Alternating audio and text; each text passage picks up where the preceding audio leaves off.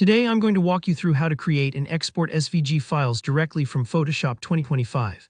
By the end of this tutorial, you'll know exactly how to get crisp, scalable SVG images out of your designs, ready for websites, apps, print, or whatever creative project you have in mind. If you've ever struggled to get clean vector exports or ran into limitations with Photoshop, you'll find this method both reliable and straightforward. Let's dive right in. The very first thing we need to do is enable what's called Legacy Export As. This step is important because, by default, newer versions of Photoshop use an updated export engine that, unfortunately, doesn't always support SVG format as smoothly. So enabling the legacy option lets you unlock direct SVG export, which is what we need. To do this, open up Photoshop. If you're on Windows, head up to the File menu at the top left.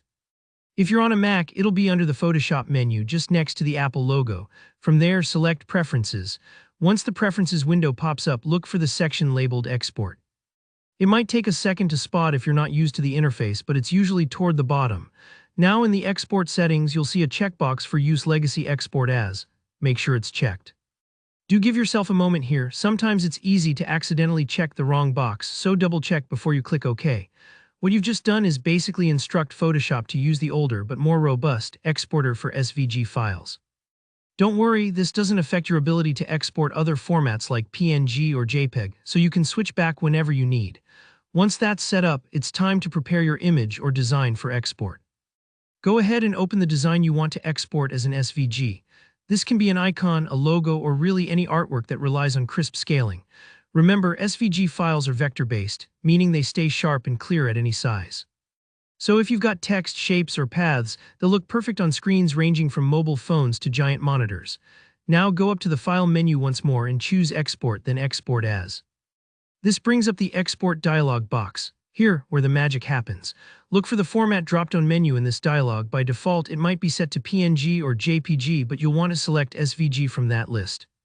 Here's a quick tip. If your document has multiple layers and you want to export them as separate SVG files, for example, maybe you're making icons for a web project, rename each layer according to what you want your SVGs to be called. This helps keep everything organized, and each layer will be exported as an individually named SVG. Don't worry if you forget.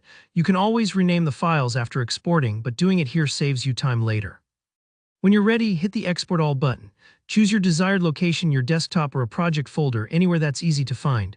Photoshop will export your SVG file or files right there ready to use. Depending on complexity, this part might take a few moments, especially with intricate designs.